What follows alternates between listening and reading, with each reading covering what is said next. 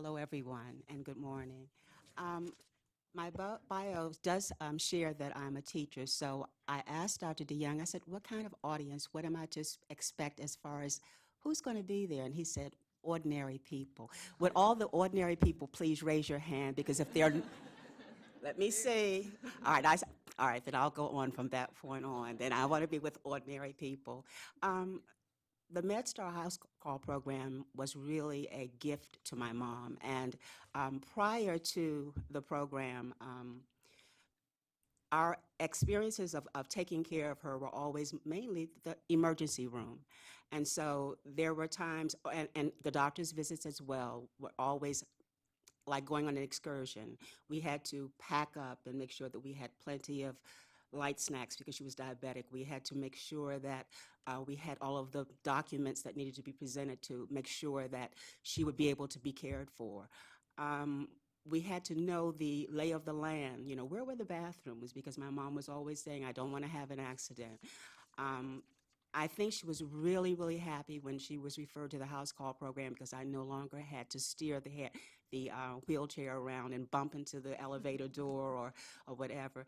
Um, in 2007, as Dr. DeYoung shared, she was referred to the house call program, and her quality of care immediately improved.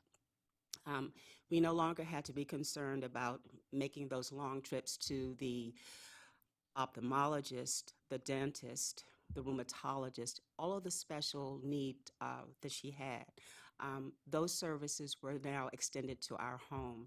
And my mom was like Dorothy in The Wizard of Oz. She always said, there's no place like home. I want to be home. I want to be around those who I know will nurture me and keep me in a good place. And so Dr. DeYoung came and he became her, I want to say, divine confidant or trusted confidant. She could say to him in a home setting what she couldn't say to a doctor in a hospital setting. She could really lower and let him know that, I'm concerned about the health of my family. I'm concerned about this. And so not only were her medical needs met, her social needs met, her psychological needs met, but then there were components in the house call program that even dealt with her spiritual needs.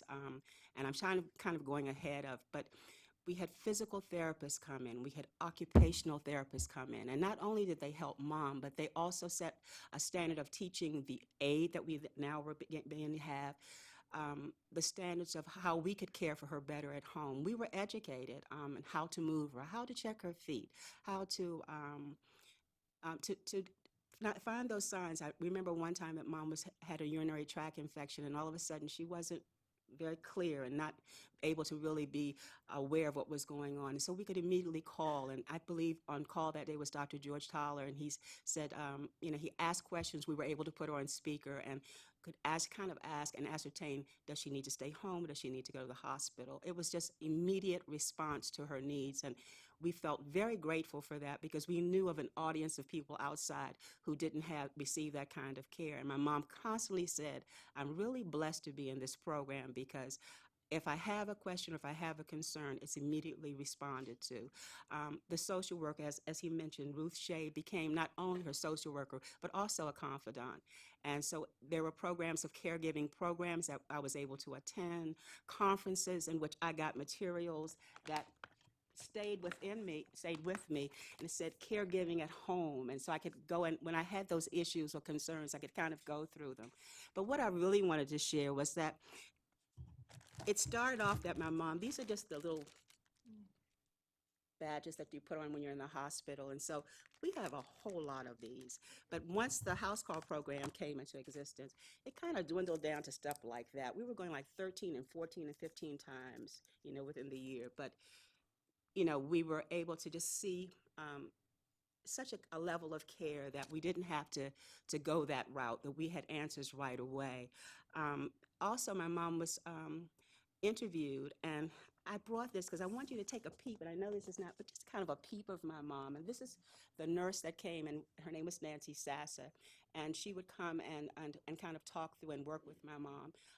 And my mom said, you know, this, or our mom, because I have a brother as well who was sharing in the caregiving, she would say that this is really a program that really, really meets my needs. She said, if I have a problem, I can reach out to Dr. DeYoung, I can reach out to Nancy, I can call the office. Nadine was the person who was actually the nurse on call, and if there was a medicine issue, that was addressed. Even the pharmacy that we had a relationship with 30 years, they were also, everybody collaborated, so everybody knew what everybody was doing, and that was such a good feeling, because many instances before the house call program, I always had to start from zero, the point zero, and telling them what was going on. But at the latter point of being in this program, all of those things were already established. If I went to the hospital, and when I went to the hospital in 2013, I had a sheet of paper that said, these are the medications, this is the information you need to know about the issues that she has, the health issues that she has. And so I had documentation. It wasn't hearsay, but it was documentation as to what was going on with my mom. What were the health conditions? What were the medications used? What were the things that we were afraid of as far as allergies? We had some communication, and everybody seemed to be on the same page. And so I'm kind of grateful that you're still looking at me and everybody's ordinary. But I'm very, very grateful to have the opportunity to, in behalf of in the memory of my mom, wanting everybody to kind of experience the wholeness of being able to be in your home and receive excellent quality care. And I thank you, Dr. DeYoung, for being a confidant that she trusted.